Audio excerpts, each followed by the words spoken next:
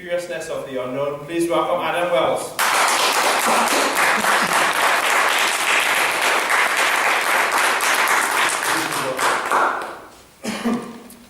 I have an absolutely spiffing confession for you this morning. I have no inspirational speech. I have written no inspirational speech. I've spent the last 10 days since Shukata told me about the speech trying to get some inspiration, waiting for words that Winston Churchill will be proud of to come to me. But no such words have come to me. As a Toastmaster, but a Toastmasters most welcome guests. I stand here before you, wondering what's going to happen next. I'm sure some of you are wondrously, curiously waiting what's going to happen next in this unknown moment. Some of you will be thinking, with wondrous curiosity, am I going to just perhaps try and come up with an inspirational speech off the top of my head, or alternatively put together 6 or 7 impromptu table topics over the next 10 minutes? Or alternatively, am I just going to stand here blankly looking at your faces, staring at me in complete silence? Don't know. That is the wondrous curiosity of the unknown. We don't know what's going to happen next. So, what is the wondrous curiosity of the unknown? What are you thinking right now? Are some of you actually thinking, wow, this is an exciting moment. This could be really interesting to see what develops? Or are some of you actually very, very fearful of this unknown moment? My God, this is Adam's 10th speech. It's meant to be inspiration. And it's going to fall flat on his face. I'm going to feel really, really embarrassed for him. That could be it. What is going through your mind? Wondrous curiosity of this exciting moment, or total fear of this unknown moment? Well, I hope, being public speakers, you're all sitting there with wondrous curiosity of this unknown moment. When we stand up here to speak, we don't know the outcome. We don't know whether it's going to be successful or not. We're just trying. I ask you all to think with wondrous curiosity, because that is when you discover life. Life is in the unknown moment. Actually, every moment of our life is a step into the unknown. Wondrous curiosity of the unknown. Who is afraid? Who has fear of the unknown? Stick up your hand. Well, how can you be afraid of something you don't know about? I really don't understand that logic. You can't be afraid of something you don't know about. If you live your life with wondrous curiosity, that means that you are confidently going forward in the things that you are doing, trusting in yourself, in your own ability, that whatever comes up in your path, you will be able to deal with it.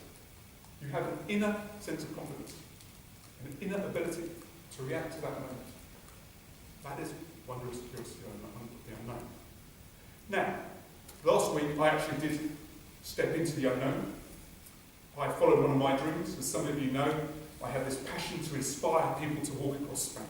This crazy madness to get you out to walk 500 miles across Spain. Well, last week I led my first ever trip with 2 people across Spain for a week. It wasn't 500 miles in a week, it was just 60.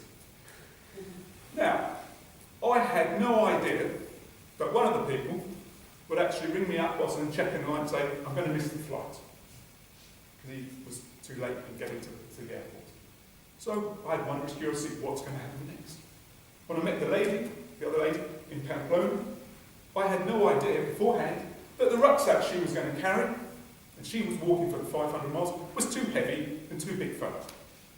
What was going to happen there? I knew it was too heavy. She said, no, I can't let anything go. Wondrous curiosity about what was happening next. I had no idea too, that actually after 3 days, I would have, the guy would be 1 day ahead, and the lady would be 1 day behind me. And I would actually have to sit for 5 hours in a tiny coffee shop in the village, or medieval village called Los Arcos, underneath the Romanesque cathedral, waiting for her to catch me up. I didn't know that actually I would have 5 hours to sit down and try to write this speech. I thought, great, God has given me time to write this speech or whatever. And I sat there in this coffee shop, staring out the window, looking at the multitude of pilgrims walking the 400 miles left to Santiago, waiting for divine inspiration. Did any inspiration come? No. No. And so I decided I will just trust in the wondrous curiosity of the unknown, but on the day itself, I'll just stand up here and deliver something. And that's what I'm doing now. So I closed my notebook here. There's little words I put. I closed it down, put my pen down, and then a voice sounded out. The guy next to me, he suddenly said to me, "Where are you from?" So I said, "England." He said, "Where are you from?" So I'm from Germany.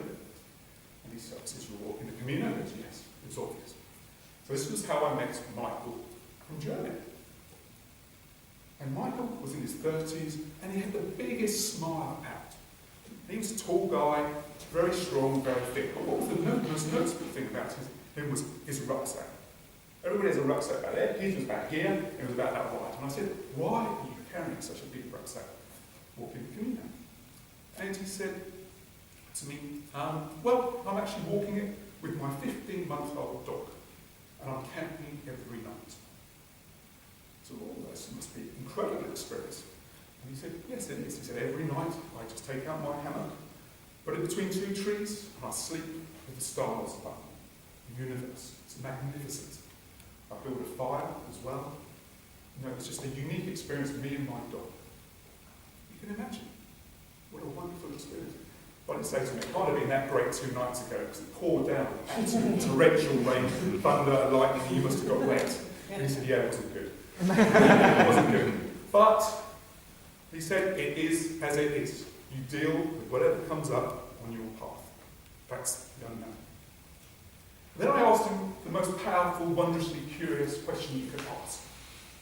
Why are you walking the Camino camping when everybody else takes a road of much less hazard, stays in the refuges, stays in the hotels, might take a bus? Why are you walking with your dog? He said, "Well," he said, 2 years ago I was on a motorbike in Thailand. I had an accident." He said, 2 people were killed in that accident. I showed me his leg, he'd been electrocuted down here, had a load of steel put in his leg. He said, "I woke up in a hospital, a station hospital up country, and I didn't know where I was. I had to trust in the unknown." He said, I woke up delirious. First thing I can remember was handing over my credit card to a guy called Jacques from the French embassy, who said, "You need to pay for all these medical bills." But he just handed over his card. He didn't know who this guy was. He had to trust that the operations he needed were going to work. He had to jump in the back. He had to carry it into the back of a car, transported across the country for 8 hours in absolute agony to Phnom Penh, where he had a series of operations. He said, "I had to trust that would be okay." And then I had to stay in hospital for 22 days in Thailand whilst I recovered. And then when I got home to Germany, I had to listen to the doctor saying to me I would never walk again as it was paralysed down his right side.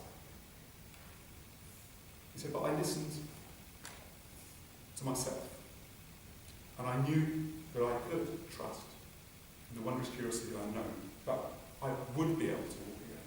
And so this is why I'm doing it for me." And then he took my notepad. He said, "I want to draw you something." And he drew this little tree. And he said, "This is where I live my life now." You can't see it. But he said, "It's at the end of all the branches, where the end of the tip of the branch connects with the universe." And he said, "That's where you find life, the connection, right at the end. It's the weakest part of the tree. It's the part where the only part of the tree where it's actually growing. The trunk doesn't move. The actual end of the branch moves. So I am connecting my life with the universe, with others and myself. And that's what I'm doing when I walk. When I go out and I'm walking, and why I'm walking the Camino this way. I'm connecting." So I say to you, I said at the beginning, ladies and gentlemen, I did not write an inspirational speech. And that's absolutely true. I haven't written this inspirational speech. I've just trusted in the wondrous curiosity of the unknown. That speech came to me, and I'm just passing it on. And Michael also gave me some words too. The symbol of the Camino de Santiago is a shell. And he wrote in my notebook here, every shell has a second side to be lived. I am the pearl inside. I say to each and every one of you, you are a pearl, and you each have the opportunity. It's never too late to begin, to live your second side if you want to. Thank you very much.